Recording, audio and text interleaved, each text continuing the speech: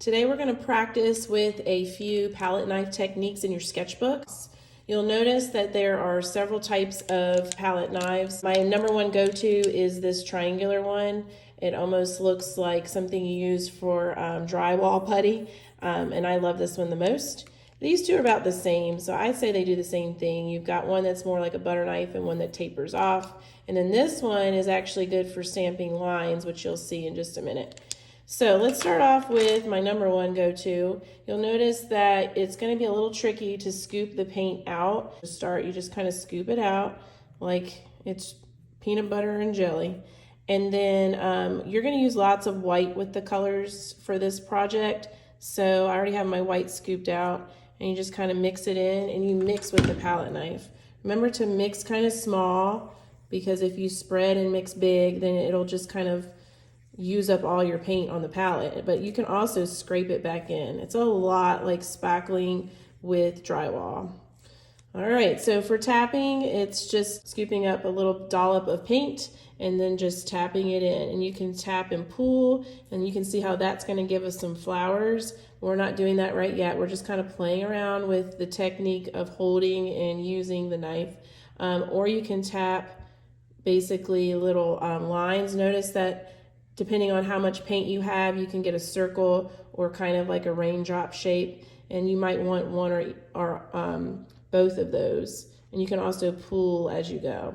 For spreading, the best one to use is the bigger one, and then you just scoop out your paint that you want. Mix a little white in there every time, because the colors are just way too strong, and they're meant to be that way because they're meant to be mixed. They're not meant to be pure straight from the bottle. So spreading is literally just holding it at a 45-degree angle, really low to the paper. If you hold it up high, then you're going to scrape it off as you're putting it on. So you kind of want to have a good balance of having it go on and speckling like that. That's actually a good technique, and it's really important not to keep going over it because that changes the look. And you want it to kind of look like impressionism, just kind of the impression of something there. And then lastly, stamping is actually used to make like branches and stems and things. Stamping can be done with a short end, so if you want that, or a long end. So I'm going to start off with a long end. So stamping is just kind of like this. And see, we'll use this technique to, I'll do the short end to show you. So you can do short lines and long lines.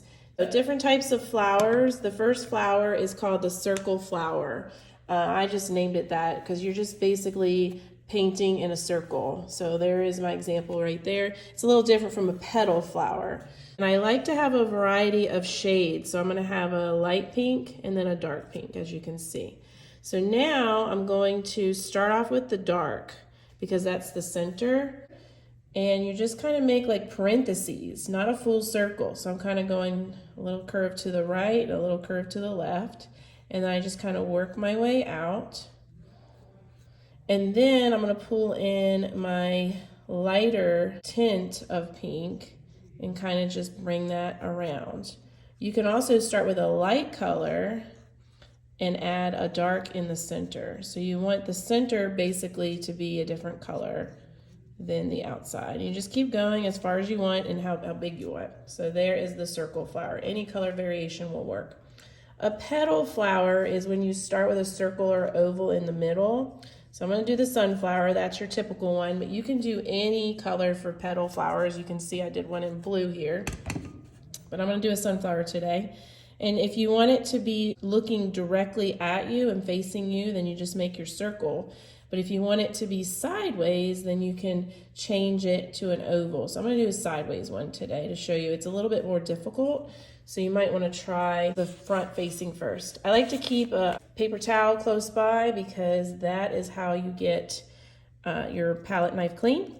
So now I'm going to do a mixture of orange and yellow because no flower is just one color. So I'm going to have two different variations of color at least. And so now I'm going to start with the regular yellow, and I just start pulling out my petals. That's why it's called a petal flower. And it's just not going to feel perfect, and that is perfect that it's not. The beauty of a palette knife painting is almost like it looks like as if you were squinting your eyes and looking at a painting. It just kind of gives the impression, and that's exactly what impressionistic painting is. So it doesn't have to be perfect. So it's gonna be hard for some people who like to make things perfect, like me. This is a challenge for me. My yellow's not going over there perfect. I need to add a little white to it to make it show up. White makes every color more opaque, which means that it is not translucent. But you can see how this sunflower looks like it's facing to the side. And then the last thing is a cluster flower. I'm gonna do that in purple. And you get 2 shades for that too. So I'm just gonna do, and actually instead of purple and white, I'm gonna do purple and pink. So now I have like a different shade of purple that has like some magenta in there. So for a cluster, you're just going to tap. And it almost reminds us of a lilac bush. I used to have one in my yard. They smell so beautiful. And they just have little clusters, almost like little blooms on the end. And then you just kind of make like a raindrop or football shape. And then I just tap on a lighter color on top to give it depth. And then the last thing you'll do for that is add your stem. You just stamp that and you can see how that looks really nice.